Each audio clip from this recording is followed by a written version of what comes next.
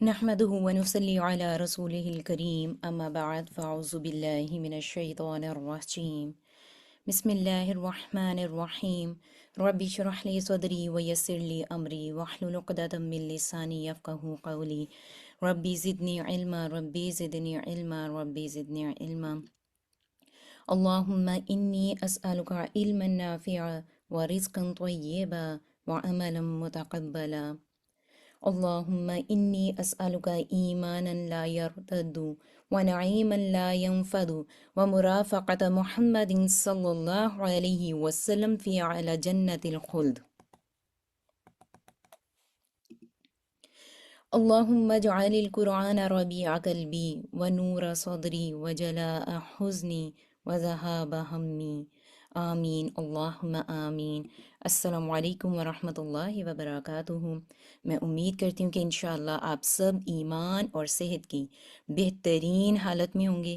اللہ سبحانہ وتعالی ہم سب کا ہر ہفتے یہاں پر ایسے اکٹھا ہونا قبول و منظور فرما لے، اور جس مقصد کے لیے ہم یہاں پر اکٹھے ہوتے ہیں وہ مقصد قبول کر لیں، کیونکہ ہمارا مقصد ہر ہفتے یہاں پر اکٹھے ہونے کا یہ ہے کہ ہم ہر ہفتے ایک نئی ہستی سے جو صحابہ صحابیات اور تابعین میں سے ہیں ان سے ہم کچھ نہ کچھ سیکھ کے جائیں، اور یہ جو ایک گھنٹہ ہم ایک دوسرے کے ساتھ گزارتے ہیں، آخرت میں جب یہ ایک گھنٹے کا باکس ہمارے سامنے اوپن ہو تو اس میں سے خوشبودار پھولوں کی شکل میں ہماری نیکیاں نکلیں۔ جس اخلاص کے ساتھ ہم یہاں پر بیٹھے ہیں وہ اخلاص ایک بھاری وزن کی شکل میں نیکیوں کے میزان میں آئے انشاءاللہ، آمین اللہم آمین۔ آج آپ کے سامنے یہ جو امیج آ رہا ہے میری پیاری بہنوں، مجھے بتائیں کہ اس کو دیکھتے ہی what is the first thing that comes to your mind when you see this picture؟ کون سی پہلی بات آپ کے ذہن میں آ رہی ہے اس امیج کو دیکھتے ہوئے؟ بتائیں مجھے، آپ کے ذہن میں سب سے پہلی بات کیا آتی ہے جب آپ کے سامنے یہ امیج آ رہا تو؟ بہت مہنگی گاڑیاں، رائٹ، لیکن کیا ہے کہ وہ ایک غلط جگہ پر کھڑی ہیں، ایک گندی جگہ پر کھڑی ہیں، ایسا ہی ہے۔ دیکھیں، یہ بتا رہا ہے کہ آپ کی ویلیو کوئی بھی ہو سکتی ہے، آپ کی ورتھ بہت زیادہ ہو سکتی ہے، مگر کیا ہوتا ہے کہ اگر آپ ایک غلط جگہ پر کھڑے ہو جاتے ہیں نا تو وہ پھر آپ نہیں رہتے ہیں۔ جیسے یہ گاڑیاں ہیں، یہ بہت ہی لگژری گاڑیاں تھیں، بڑی قیمتی گاڑیاں تھیں، رائٹ، لیکن ہوا کیا، یہ غلط جگہ پر کھڑی ہو گئیں اور ان کے اوپر ڈسٹ پڑ گئی، گند پڑ گیا، تو جو ان کی اپنی جو شائن تھی وہ ختم ہو گئی، رائٹ، بڑی قیمتی تھیں لیکن انہوں نے اپنی شائن کھو دی، ان کا اپنا پرپس ختم ہو گیا، ان کی اپنی آئیڈینٹی ختم ہو گئی، اور یہ جس گندی جگہ پر کھڑی تھیں انہوں نے اس گندی جگہ کے روپ کو ڈھال لیا اپنے اندر، تو جو ان کی اپنی جو ایک اہمیت تھی وہ ختم ہو گئی۔ ایسا ہی ہے نا، اس امیج کو دیکھ کے یہی سمجھ آیا نا آپ کے سامنے؟ اندھیرا سا ہے، کوئی گراج، گندا سا گراج ہے، وہاں پر گاڑیاں کھڑی ہیں، لیکن وہ چونکہ بڑی قیمتی تھیں۔ اچھا، یہ کیوں ہوا؟ کیونکہ انہوں نے اپنی ویلیو کھو دی تھی اس لیے ان کو وہاں پر کھڑا کیا گیا؟ نہیں، یہ اس لیے ہم دیکھ رہے ہیں جو بھی ان کی سچویشن ہوئی ہے، یہ اس لیے ہے کیونکہ یہ غلط جگہ پر کھڑی ہوئی تھیں۔ اس امیج کو اور اس پکچر کو سامنے لانے کا مقصد یہ تھا کہ اب کرنے کا کام کیا ہے، not think about your self, ہم نے اپنے بارے میں سوچنا ہے۔ اپنے بارے میں کیا سوچنا ہے کہ ہم تو نہیں کہیں ایسی جگہ پر کھڑے، کیونکہ ہمیں بہت سا ٹیلنٹ ہو سکتا ہے، آپ بہت انٹیلیجنٹ ہو سکتے ہیں، آپ بہت کریٹیو ہو سکتے ہیں، لیکن اگر ہماری سراؤنڈنگ میں لوگ غلط ہیں، ہم نے غلط لوگوں کے ہجوم کو اپنے ارد گرد اکٹھا کیا ہوا ہے، اور ہم ایک غلط قسم کے انوائرمنٹ میں ہم سٹے کرتے ہیں، یا اپنا وقت ہم غلط چیزوں میں لگا رہے ہیں، تو پھر کیا ہوتا ہے، جو ہمارا بیسٹ ورژن جو ہمارے اندر اللہ سبحانہ وتعالیٰ نے چھپا کر بھیجا ہوا ہے نا، یعنی کہ جو ہمارے اندر ایک ہماری خصوصیت انسٹال کر دی گئی ہے، وہ پھر کبھی کھل کے سامنے نہیں آتی ہے۔ کیوں ایسا ہوتا ہے؟ کیونکہ ماحول آپ کی ذات کے اوپر اثر انداز ہوتا ہے، جیسے ان گاڑیوں پر اثر انداز ہوا تھا، رائٹ؟ تو اپنے آپ سے پوچھیں، اپنے آپ سے آج یہ سوال کرنا ہے، لٹرلی کرنا ہے، خود سے پوچھنا ہے سونے سے پہلے، جب آپ نے ہوم ورک کرنا ہے تو 2 منٹ کے لیے رکنا ہے اور وہاں پر اپنے آپ سے سوال کرنا ہے، کیا میں ایسی غلط جگہ پر تو نہیں ہوں؟ یا میرے ارد گرد کہیں ایسے لوگ تو نہیں ہیں کہ جو مجھے میری گروتھ میں روک رہے ہیں، یا میں ایسے لوگوں میں ایگزسٹ کر رہی ہوں جو واقعی مجھے میری دنیا اور دین دونوں کے لحاظ سے مجھے گرو کرنے میں میرے لیے ہیلپ فل ہیں؟ تو اگر ایسا ہے تو پھر ماشاءاللہ پھر تو مبارکباد دینی ہے اپنے آپ کو. لیکن اگر ایسا نہیں ہے تو پھر لمحہ فکری ہے، پھر درستگی کے لیے کوشش کرنی ہے انشاءاللہ. ٹھیک ہے، کیونکہ یاد رکھیے گا کہ جب آپ کو کیسے پتا چلے گا کہ آپ صحیح جگہ پر ہیں؟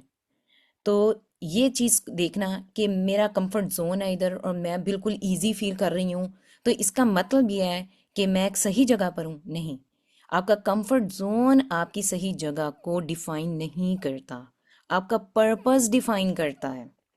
ٹھیک ہے، تو ہمیشہ اپنے ارد گرد جو لوگ ہوتے ہیں ان کو سوچ سمجھ کے سلیکٹ کریں اپنے لیے، یہ بہت ضروری ہے. اور اسی سے ہی ریلیٹڈ ایک بڑی پیاری آیت ہے جو آج ہم اپنے قرآن جار میں ڈالیں گے. بڑی خوبصورت آیت ہے.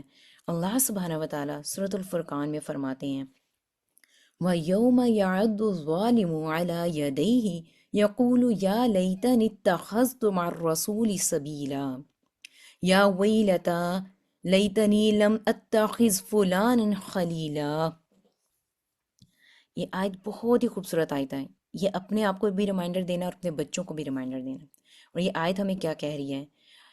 اور وہ دن جب ظالم اپنے ہاتھوں کو کاٹے گا اور کہے گا کاش میں نے رسول کا ساتھ دیا ہوتا، ہائے افسوس کاش میں نے فلاں کو دوست نہ بنایا ہوتا.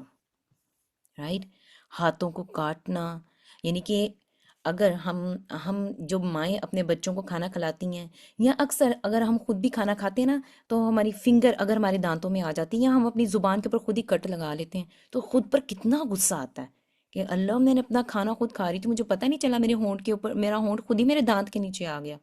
ہوتا ہے نا کبھی کبھار ایسا. یا مجھے پتہ نہیں چلا میرے چیک پہ خود ہی مجھ سے میرے دانت کے نیچے اگر زخم بن گیا. کتنے دن تک زخم رہتا ہے اور ہم اپنے آپ کو کوستے رہتے ہیں کہ پتہ ہی نہیں چلا میں کیسے کھانا کھا رہی تھی، یا میں اپنے بچے کو کیسے کھانا کھلا رہی تھی. اکثر ہمارے بچوں کو ہم جب خود بائٹ ان کے منہ میں ڈال رہے ہوتے ہیں نا تو وہ اپنے روٹی کی بائٹ کے ساتھ وہ ہماری فنگر پہ بھی بائٹ کر دیتے ہیں. رائٹ، کیونکہ پتہ نہیں چلتا اکثر، تو کتنا غصہ آتا ہے ایک دم سے کیا ہو گیا.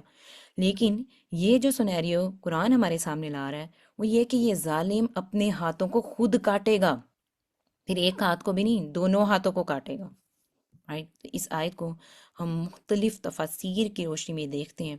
ٹھیک ہے، یہ آیت اس شخص کی شدید پشیمانی بیان کر رہی ہے جو قیامت کے دن یہ احساس کرے گا کہ اس نے اپنی زندگی میں غلط لوگوں کا ساتھ دیا، ان کے ساتھ اٹھنا بیٹھنا تھا اس کا، اور رسول اللہ صلی اللہ علیہ وآلہ وسلم کی اطاعت کو چھوڑ دیا. ہوتا کیا ہے کہ ہماری زندگی میں بہت سارے ہمارے اپنے لوگ ہوتے ہیں نا، اور اگر وہ حق بات نہیں بھی کہہ رہے ہوتے نا، لیکن ہم ان کو غلط نہیں کہتے. کیوں؟ کیونکہ وہ ہمارے اپنے ہوتے ہیں. وہ میری اپنی بیسٹ فرینڈ ہے، وہ میری اپنی بہن ہے، وہ میری اپنی ماں ہے. رائٹ، وہ میری اپنی کوئی کزن ہے، میں اس کو غلط نہیں کہہ سکتی. کیوں؟ کیونکہ مجھے تو اس سے بہت زیادہ پیار ہے اور وہ میری اپنی ہے نا، اس لیے. تو وہ ان اپنوں کا ساتھ دیتے دیتے ہوتا کیا ہے کہ ہم قرآن اور حدیث میں جو ہمارے تک پیغام پہنچا، میرے رسول اللہ صلی اللہ علیہ وسلم کو جو پیغام دے کر پہنچایا گیا، ہم تو اس کو رد کر رہے ہوتے ہیں. کیونکہ میرے نبی نے تو کہا کہ حق بات کرنی ہے اور حق کا ساتھ دینا ہمیشہ. لیکن چونکہ وہ میری بہن نے، میری ماں نے، میرے بھائی نے وہ بات کہی ہوتی ہے تو وہ تو بات حق ہے کیونکہ وہ میرے اپنے نے کہی ہے. رائٹ، تو ہم آگے دیکھتے ہیں کہ وہ اپنے ہاتھ کاٹے گا. انتہائی حسرت کا مقام، انتہائی حسرت کا مقام، انتہائی پچھتاوے کا مقام، شرمندگی کا مقام. اگر جن کو اپنے نیلز چیو کرنے کی عادت ہوتی ہے تو وہ اکثر پاس بیٹھے کہتے ہیں کیا پاگلوں کی طرح نیل چیو کیے جا رہے ہو. رائٹ، ایسا ہوتا ہے. لیکن اگر آپ اپنے ہاتھ کو کاٹیں تو کوئی آپ کو کیا کہے گا کہ یہ تو انسان کو واقعی پاگل خانے پہنچا دو، یہ تو اپنے آپ کو کاٹنا شروع ہو گیا. رائٹ، تو ہاتھ کاٹنے کا جو ذکر ہے وہ شدید ندامت کی علامت ہے. اور وہ صرف ایک ہاتھ نہیں کاٹے گا، وہ دونوں ہاتھ کاٹے گا. اس سے بڑھ کے شرمندگی، حسرت اور ندامت وہ کیا ہو سکتی ہے؟ آپ امیجن کریں اس چیز کو. ہم تو آگے وہ کہہ رہے کہ کاش میں نے رسول کے ساتھ راستہ اختیار کیا ہوتا، یعنی وہ شخص کہے گا کہ کاش میں نے نبی کریم صلی اللہ علیہ وآلہ وسلم کی بات مانی ہوتی، قرآن اور سنت کی پیروی کی ہوتی، رائٹ، اور نیک لوگوں کا ساتھ دیا ہوتا۔ مگر اب اس کاش کا کوئی فائدہ نہیں ہے، اب تو وقت گزر گیا اور اب صرف اور صرف پچھتاوا باقی رہ جائے گا۔ زندگی میں میری پیاری بہنوں، کوئی کام ہوتا ہے نا، تو اگر ہم اس کو کرنا چاہتے ہیں تو وہ کاش تھوڑی دیر کے لیے بن جاتا ہے، ٹھیک ہے، وقت کبھی واپس نہیں آتا مڑ کے، لیکن ہوتا کہ کبھی نہ کبھی اللہ سبحانہ وتعالیٰ اگر آپ کی نیت خالص ہوتی ہے نا تو آپ کو چانس مل جاتا ہے، رائٹ، تو آپ اس کاش کا مداوع کر دیتے ہیں۔ لیکن یہ جو آخرت میں کاش ہوگا نا، اس کو کوئی مداوع نہیں ہے، اس کاش میں بڑی حسرتیں چھپی ہوئی ہیں، بڑی شرمندگیاں چھپی ہوئی ہیں، بڑے بہت زیادہ پشیمانی چھپی ہوئی ہے، اور یہ وہ کاش ہے جس میں کوئی بھی آپ کا ساتھ نہیں دے گا، آپ اکیلے اس کاش کو لے کر پھر رہے ہوں گے، رائٹ۔ تو کاش میں نے فلاں کو دوست نہ بنایا ہوتا، یہاں پر جو ندامت ہو رہی ہے اس کو کہ میں نے فلاں کو دوست نہ بنایا ہوتا، اس بات کو سوچیں، قرآن کا کوئی بھی حرف، کوئی بھی لفظ بھیجا نہیں ہے، میرے اللہ کا کلام ہے، تو کوئی نہ کوئی حکمت ہے، رائٹ۔ تو یہاں پر دوست کا لفظ کیوں آیا؟ یہاں پر کسی بہن کا لفظ کیوں نہیں آ گیا؟ بھائی کا کیوں نہیں آ گیا؟ رشتہ داروں کا نام کیوں نہیں آ گیا؟ اپنے گھر والوں کا نام کیوں نہیں آیا؟ یہاں پہ دوست کا نام آ رہا ہے، کیوں؟ آپ کا کیا خیال ہے یہاں پر دوست کا نام کیوں آ رہا ہے؟ یہاں پر کسی رشتہ دار کا نام کیوں نہیں آیا؟ بہن بھائی کا نام کیوں نہیں آیا کہ کاش میں نے فلاں کو دوست نہ بنایا ہوتا؟ کیوں؟ آپ کا کیا خیال ہے؟ کیوں؟ کیونکہ ہم اپنوں سے زیادہ، ہم اپنے گھر والوں سے زیادہ اپنے دوستوں کے ساتھ وقت سپینڈ کرتے ہیں۔ آپ کے بچے آپ سے زیادہ اپنے دوستوں کے ساتھ ٹائم گزار رہے ہیں، رائٹ۔ اسکول میں وہ 7 سے 8 گھنٹے گزار رہے ہیں، گھر آتے ہیں 4 5 گھنٹے کے بعد سونے کا وقت ہو جاتا ہے، پھر وہ صبح اٹھتے ہیں اور پھر وہ اپنے دوستوں کے ساتھ اسکول میں ٹائم سپینڈ کر رہے ہیں، تو زیادہ وقت ان کا کہاں گزر رہا ہے؟ اپنے دوستوں کے ساتھ گزر رہا ہے۔ تو یہاں پر جو فلاں کا لفظ ہے نا، فلاں کو میں نے دوست نہ بنایا ہوتا، تو یہ جو فلاں ہے نا، اس کا ذکر عام کیا گیا ہے۔ یہ فلاں کوئی بھی شخص ہو سکتا ہے، وہ آپ کا بیسٹ فرینڈ، آپ کی کلاس میں بیٹھا ہوا آپ کا بڈی بھی ہو سکتا ہے، رائٹ۔ وہ بہت ہی مشہور کوئی شخصیت ہو سکتی ہے جس سے آپ انسپائر ہو گئے ہیں، یا سوشل میڈیا پر اثر انداز ہونے والا کوئی فرد ہو سکتا ہے، رائٹ۔ اگر کوئی بھی ان میں سے کوئی بھی آپ کو اللہ کے راستے سے دور کرنے والا ہے، اللہ کے راستے سے ہٹانے والا ہے، تو ایسا ساتھ آخرت میں حسرت بن جائے گا، اور پھر وہ انسان اپنے دونوں ہاتھوں کو کاٹ کر کہے گا کہ کاش میں نے فلاں کو دوست نہ بنایا ہوتا۔ کیا ہم نے کبھی دوست یہ سوچ سمجھ کے بنائے؟ اور ویسے بھی آتا ہے نا کہ پوچھا گیا کہ دوست کو ڈیفائن کیسے کیا جائے گا، تو فرمایا گیا کہ دوست جسے دیکھ کر تمہیں اللہ یاد آ جائے، یہ حدیث ہے کہ دوست وہ ہے جسے دیکھ کر تمہیں اللہ یاد آ جائے۔ تو آج سوچنا یہ کہ آپ کی سراؤنڈنگ میں جتنے دوست ہیں، آپ کے،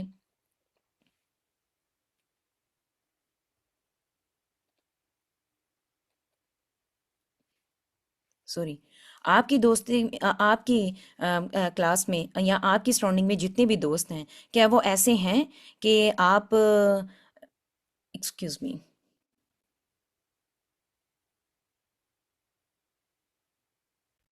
آپ میں سے کوئی اسکرین کو چھیڑ رہا ہے، پلیز ایسا نہ کریں، کہ وہ آپ کو اللہ کی یاد دلا رہا ہے۔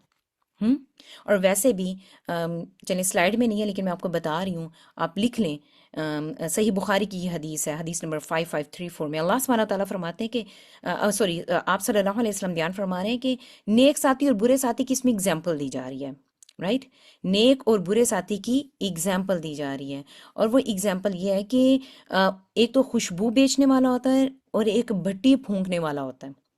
تو جو نیک انسان ہوتا ہے نا، وہ خوشبو بیچنے کی مانند ہوتا ہے، جیسے اگر کوئی خوشبو، اگر آپ پرفیوم کی شاپ پر جاتے ہیں نا پرفیوم خریدنے کے لیے، رائٹ، تو پرفیوم بیچنے، یا تو آپ اس سے خوشبو خرید لیتے ہیں، رائٹ، اور یا وہ آپ کو دیتا، لیکن اگر آپ اس سے خوشبو نہیں بھی خریدتے نا، آپ اس دکان سے واپس آتے ہیں نا، تو آپ اپنے کپڑوں میں ایک پیاری سی اسمیل محسوس کر رہے ہوتے ہیں، حالانکہ آپ نے وہاں سے خوشبو خریدی نہیں ہوتی ہے۔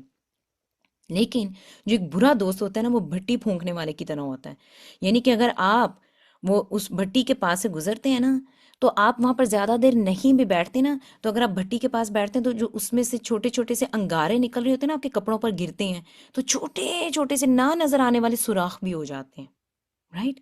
اور اگر وہ سوراخ نہ بھی ہو نا، تو بھٹی سے اگر آپ گزرتے ہیں نا، ایک ناگوار بدبودار جو ہے نا وہ دھواں آپ تک پہنچتا ہے، جس سے آپ کے کپڑوں میں اسمیل سی آتی ہے۔ تو ایک نیک اور برے دوست کی اگزامپل دی گئی ہے ہمیں اس حدیث میں۔ تو دوست بہت سوچ سمجھ کے بنانے چاہیے۔ آپ صلی اللہ علیہ وآلہ وسلم نے فرمایا کہ آدمی اپنے دوست کے دین پر ہوتا ہے، بس تم میں سے ہر ایک کو دیکھنا چاہیے کہ وہ کس کو دوست بنا رہا ہے، ٹھیک ہے؟ اور قرآن مجید میں ایک جگہ پر آتا ہے کہ اس دن دوست ایک دوسرے کے دشمن بن جائیں گے، سوائے متقی لوگوں کے، پرہیزگار لوگوں کے۔ یہی نہیں، اگر دوستی اللہ کے لیے تھی تو نیکی کے لیے تھی، تو کیا ہوگا کہ ایکسکیوز می، وہ باقی رہے گی، ورنہ وہ دشمنی میں بدل دی جائے گی۔ سبحان اللہ! تو کیا ہم ایسے دوست زندگی میں چاہتے ہیں کہ وہ ایسے ہوں؟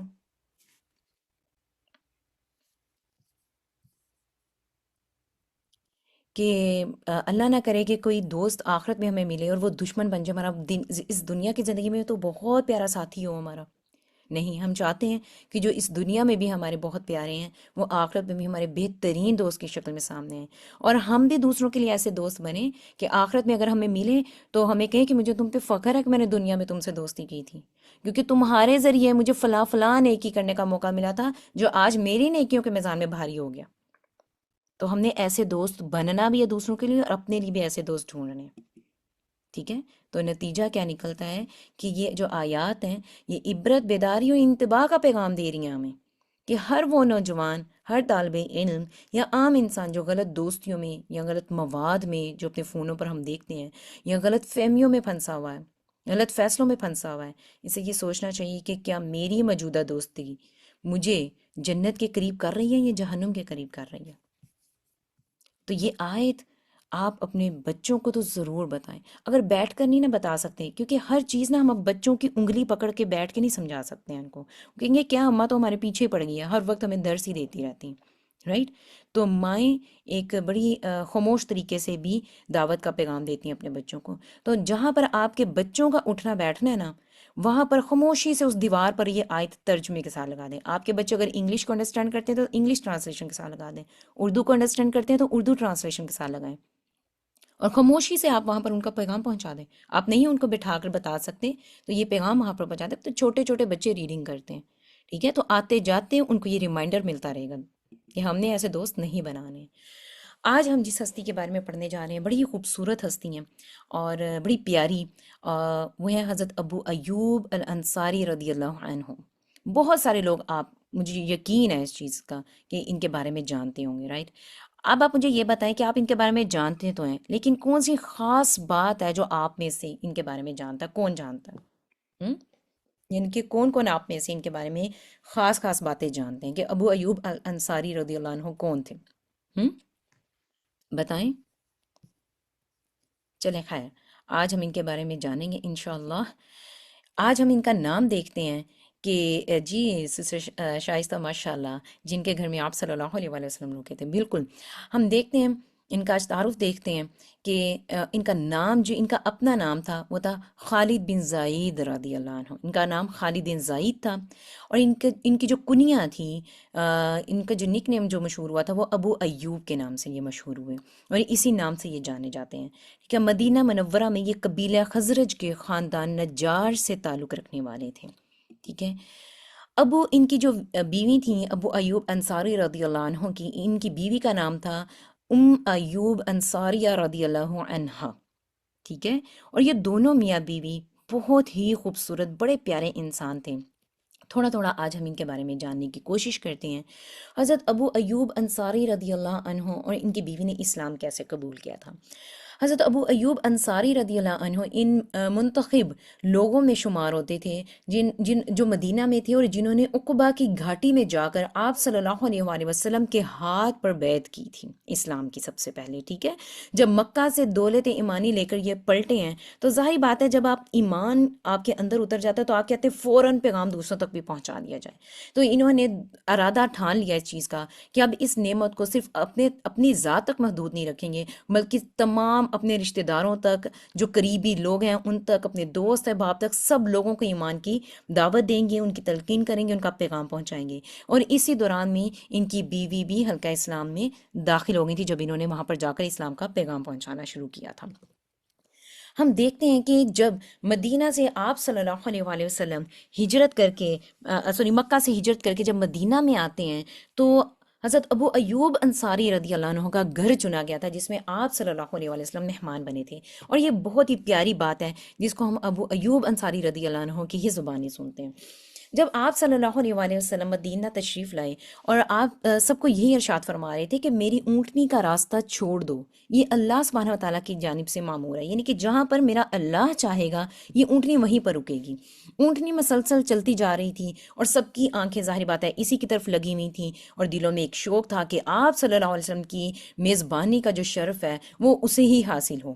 خیر ہر کوئی اس کے پیچھے چلتا جا رہا تھا۔ جب اونٹنی ایک گھر کے سامنے سے گزر جاتی تھی تو ظاہر بات ہے وہ لوگ مایوس ہو جاتے تھے کہ ہمارے گھر کو تو اس نے کراس کر دیا، لیکن جب آگے آنے والے گھر تھے ان لوگوں میں امید کی کرن جاگ رہی تھی کہ اب اونٹنی ہماری طرف آ رہی ہے تو ہو سکتا ہے ہمارے گھر کے سامنے رک جائے، ٹھیک ہے؟ تو لوگ بھی اسی سلسلے میں اس کے پیچھے چلتے جا رہے تھے اور لوگوں کے دل میں یہ شوق تھا کہ اس انسان کو ایکچولی دیکھا جائے کہ وہ کون خوش قسمت انسان ہے جس کے نصیب میں یہ دولت آنے والی ہے کہ اس کے ہاں آپ صلی اللہ علیہ وسلم مہمان بننے والے ہیں۔ سبحان اللہ، امیجن کریں، یہ ایک بہت ہی کوئی معمولی سی بات نہیں تھی، یہ بہت بڑا شرف تھا جو اب حضرت ابو ایوب انصاری رضی اللہ عنہ کو حاصل ہونے والا تھا۔ ہوتا کیا ہے کہ اونٹنی حضرت ابو ایوب رضی اللہ عنہ کے گھر کے سامنے کھلی فضا میں جا کے بیٹھ گئی، لیکن آپ صلی اللہ علیہ وآلہ وسلم اس سے نیچے نہیں اترے۔ تھوڑی ہی دیر میں وہ دوبارہ سے اٹھی اور دوبارہ چلنا شروع ہو گئی۔ آپ صلی اللہ علیہ وآلہ وسلم نے بھی اس کی لگام تھامی ہوئی تھی، پھر جلد ہی وہ دوبارہ اسی جگہ پر آ کر بیٹھ گئی۔ اور اس موقع پر کیا ہوتا ہے کہ حضرت ابو ایوب انصاری رضی اللہ عنہ کا دل خوشی سے باغ باغ ہو گیا۔ فوراً آپ صلی اللہ علیہ وسلم کو خوش آمدید کہا، مرحبا یا رسول اللہ، مرحبا یا رسول اللہ صلی اللہ علیہ وآلہ وسلم، اور اتنے خوش ہوئے کہ جیسے گویا دنیا کے خزانے ہاتھ لگ گئے ہیں، اور واقع ہی میں کہوں گی کہ دنیا کے خزانے ہی ہاتھ لگ گئے تھے، سبحان اللہ۔ اور آپ کا سامان اٹھایا اور بس اپنے گھر کی طرف چل دیے۔ تو ہم دیکھتے ہیں کہ پھر آگے سبحان اللہ آپ صلی اللہ علیہ وسلم کے ساتھ وقت گزار رہے ہیں، تو یہ کون انسان تھے، کہاں پر تھے؟ تو یہ جو میں آپ کے سامنے امیج لے کر آئی ہوں یہ کافی سال پرانا ہے، چونکہ اب تو مسجد نبوی بہت بڑی ہو گئی ہے، اور جب آپ صلی اللہ علیہ وسلم نے ان کے ہاں ٹھہرے تھے اور پھر اپنے سامنے وہاں پر جہاں پر اونٹنی رکی تھی وہاں پر مسجد نبوی کی تعمیر کی گئی تھی۔ تو یہ دیکھیں یہ مسجد نبوی ہے، یہاں پر اونٹنی رکی تھی، اور یہ جو وائٹ گنبد آپ کو نظر آ رہا ہے یہ حضرت ابو ایوب انصاری رضی اللہ عنہ کا گھر تھا، سبحان اللہ۔ تو یہاں پر آپ صلی اللہ علیہ وسلم ان کے گھر میں ٹھہرتے ہیں۔ اب ہم دیکھتے ہیں، اب چونکہ مسجد نبوی بہت بڑی ہو گئی ہوئی ہے، یہ پرانی تصویر ہے، یہ ابو ایوب انصاری رضی اللہ عنہ کا گھر تھا اور یہ مسجد نبوی کی تعمیر کی گئی، رائٹ؟ لیکن چونکہ اب تو مسجد نبوی بہت بڑی ہو گئی ہے، تو اب جب ہم اس جگہ پر ایگزیکٹ یہاں پر جو گول دائرہ آپ کو ریڈ کلر کا نظر آ رہا ہے سرکل، یہاں پر اگر آپ کھڑے ہوتے ہیں جا کر تو پھر آپ کو پتہ چلتا ہے کہ یہ جو جگہ ہے یہ حضرت ابو ایوب انصاری رضی اللہ عنہ کا گھر تھا جہاں پر آپ صلی اللہ علیہ وآلہ وسلم نے قیام کیا تھا ان کے مہمان بن کے، ٹھیک ہے؟ تو یہ جو دروازہ نظر آ رہا ہے یہاں پر اکثر میرے خیال سے تو یہی ہے کیونکہ یہاں پر مرد حضرات داخل ہوتے ہیں اور پھر ریاض الجنہ میں جانے کے لیے اور پھر دوسری طرف سے وہ باہر کی طرف نکلتے ہیں۔ تو یہ جو مقام ہے، آئندہ کبھی بھی آپ مسجد نبوی میں جائیں تو یہ جو مقام ہے یہ وہ مقام ہے جہاں پر حضرت ابو ایوب انصاری رضی اللہ عنہ کا گھر تھا، ٹھیک ہے؟ جو چونکہ مسجد نبوی کی تعمیر بہت آگے تک گئی تو پھر یہ جو پاس سارے پرانے صحابہ کے گھر تھے اور جو پرانی جگہ تھی وہ سب کو ختم کرنا پڑا، ان کو ختم کر کے پھر مسجد نبوی کو بڑھا دیا گیا رقبے میں، رائٹ؟ تو یہ حضرت ابو ایوب انصاری رضی اللہ عنہ کا گھر تھا۔ ہم دیکھتے ہیں کہ حضرت ابو ایوب انصاری رضی اللہ عنہ کی بے مثال عقیدت ہمارے سامنے آتی ہے جب آپ صلی اللہ علیہ وآلہ وسلم ان کے ہاں ٹھہرتے ہیں۔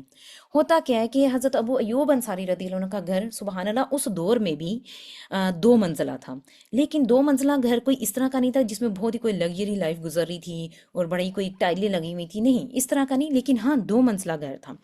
ہوتا کیا ہے کہ بلائی منزل کو خالی کر دیا گیا تھا تاکہ آپ صلی اللہ علیہ وآلہ وسلم اس میں قیام فرما سکیں، لیکن آپ صلی اللہ علیہ وسلم نے رہائش کے لیے اپنی نچلی منزل کو ترجیح دی تھی۔ حضرت ابو ایوب انصاری رضی اللہ عنہ نے آپ صلی اللہ علیہ وآلہ وسلم کے حکم کی تعمیل کرتے ہوئے جہاں آپ نے رہنا پسند فرمایا وہیں انتظام کر دیا۔ ہوتا کیا ہے کہ جب رات ہوئی، پہلی رات تھی، تو آپ صلی اللہ علیہ وسلم اپنے بستر پر لیٹ گئے، رائٹ۔ اچھا، اور یاد رکھیے گا کہ اس دوران جب آپ صلی اللہ علیہ وسلم ہجرت کر کے آئے تو تمام بیویوں میں سے کون سی بیوی ساتھ تھیں؟ کیونکہ اس وقت تو صرف ایک ہی بیوی ساتھ تھیں، اور ابھی باقی بیوی جو باقی ازواج زندگی میں آتی ہیں وہ اس کے بعد آتی ہیں۔ اس وقت حضرت سودا رضی اللہ عنہ آپ صلی اللہ علیہ وسلم کے ساتھ تھیں، ٹھیک ہے۔ حضرت خدیجہ کی تو مکہ میں وفات ہو گئی، اس کے بعد حضرت سودا رضی اللہ عنہ کے ساتھ نکاح کیا گیا تھا، اور حضرت سودا آپ صلی اللہ علیہ وسلم کے ساتھ تھیں، اور حضرت سودا ایک بہت ہی ضعیف خاتون تھی آپ صلی اللہ علیہ وسلم کے مقابلے میں، یہ بھی یاد رکھے گا، کبھی ان کے بارے میں پڑھیں گے تو پھر مزید جانیں گے۔ خیر، بتانے کا مقصد یہ ہے کہ جب حضرت ابو ایوب انصاری رضی اللہ عنہ کے گھر میں قیام کیا جا رہا ہے تو اس میں سے حضرت سودا رضی اللہ عنہ آپ صلی اللہ علیہ وسلم کے ساتھ تھیں۔ حضرت ابو ایوب انصاری رضی اللہ عنہ اور ان کی اہلیہ جو بیوی تھیں ایوب انصاری انصاریہ، وہ جو ہے بلائی منزل پر چلے جاتے ہیں، لیکن فوراً خیال کیا آتا ہے کہ افسوس، یہ ہم کیا کر بیٹھے، یہ تو بہت برا ہو گیا ہم سے۔ اب یہ ان کی عقیدت ہمارے سامنے آ رہی ہے، رائٹ۔ کہتے کہ ہمارے آقا رسول اللہ صلی اللہ علیہ وسلم نیچے آرام کریں گے اور ہم اوپر، کیا ہم آپ صلی اللہ علیہ وسلم کے اوپر چلے پھریں گے؟ یعنی کہ وہ نیچے ہیں، اور جب ہم اپنے جو اوپر کمرہ تھا ہم اس کے اوپر چل پھر رہے ہیں تو آپ صلی اللہ علیہ وسلم تو نیچے ہیں، اور آپ صلی اللہ علیہ وسلم پر تو وہی بھی آتی ہے، تو کیا آپ صلی اللہ علیہ وسلم اور وہی کے درمیان ہم حائل ہو جائیں گے؟ یہ کیا کر لیا ہم نے، یہ تو ہم سے کوئی گستاخی ہو گئی۔ تو ان کا یہ خیال ہوتا ہے کہ اب تو ہم تباہ ہو جائیں گے، یہ کیوں ہم سے ایسی غلطی ہو گئی؟ دونوں میاں بیوی انتہائی حیران اور پریشان بھی ہوتے ہیں، اور دکھ بھی ہوتا ہے اور پریشان بھی ہوتے ہیں، تو ان کو کچھ سمجھ نہیں آ رہا ہوتا کہ اب ہم کیا کریں۔ سبحان اللہ، آپ دیکھیے گا انہوں نے وہ رات کیسے گزاری، دلی سکون بھی ان کا جاتا رہا، بے چینی بڑھتی رہی، اور پریشانی کے عالم نے دیوار کے ساتھ لگ کر سمٹ کر اپنے جسم کو اس کے ساتھ سمٹ کر دونوں اسی غم نے ساری رات گزارتے رہے کہ ہم کمرے کے درمیان میں نہ چلیں۔ کیوں؟ کیونکہ میرے نبی صلی اللہ علیہ وسلم نیچے سو رہے ہیں۔ ساری رات اس کچے دیوار کے ساتھ دونوں میاں بیوی نے سمٹ کر گزار دی۔ جب صبح ہوتی ہے تو حضرت ابو ایوب انصاری رضی اللہ عنہ نے نبی کریم صلی اللہ علیہ وسلم کی خدمت اقدس میں عرض کی، یا رسول اللہ صلی اللہ علیہ وسلم، باخدا آج رات ہم دونوں رات بھر جاگتے رہے ہیں میاں بیوی، ایک لمحہ بھی نہیں ہم سو سکے ہیں۔ آپ صلی اللہ علیہ وسلم نے دریافت کیا، کیوں، کیا ہو گیا؟ تو آپ نے عرض کی، ابو ایوب انصاری رضی اللہ عنہ نے بتایا کہ ہمارے دل میں احساس پیدا ہوا کہ ہم چھت کے اوپر ہیں، آپ نیچے ہیں، ہم دیوار کے ساتھ چمٹ کر بیٹھے رہے ہیں، اگر ہم چھت پر چلیں گے تو چھت کی مٹی آپ پر گر سکتی ہے، آپ کو ناگوار گزرے گی، اور دوسری بات یہ کہ ہم آپ اور وہی کے درمیان حائل ہو گئے ہیں۔ یہ باتیں سن کر آپ صلی اللہ علیہ وآلہ وسلم نے ارشاد فرمایا، ابو ایوب غم نہ کرو، نیچے رہنا میرے لیے زیادہ آرام دہ ہے، کیونکہ ملاقات کی غرض سے کثرت سے لوگوں کی آمد و رفت رہتی ہے، اور ویسے بھی آپ صلی اللہ علیہ وسلم وہاں پر ٹھہر کر اپنے سامنے مسجد نبوی کی تعمیر بھی کروانی شروع کی تھی انہوں نے، رائٹ۔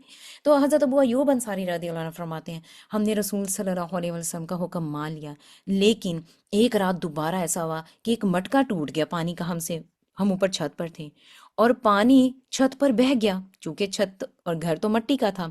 میری بیوی نے جلدی جلدی لحاف وہ جو اپنے اوپر انہوں نے چادر اوڑی ہوئی تھی جس میں وہ سو رہے تھے وہی اٹھائی، کیونکہ اور تو اتنی تو لگژری لائف نہیں تھی کہ ایک بستر اپنے اوپر لیا ہوا ہے اور ایک بستر الماری سے نکال رہے ہیں اور دو تین بستر ایکسٹرا بھی پڑے ہوئے ہیں، نہیں بھی ان کی زندگی ایسی نہیں تھی۔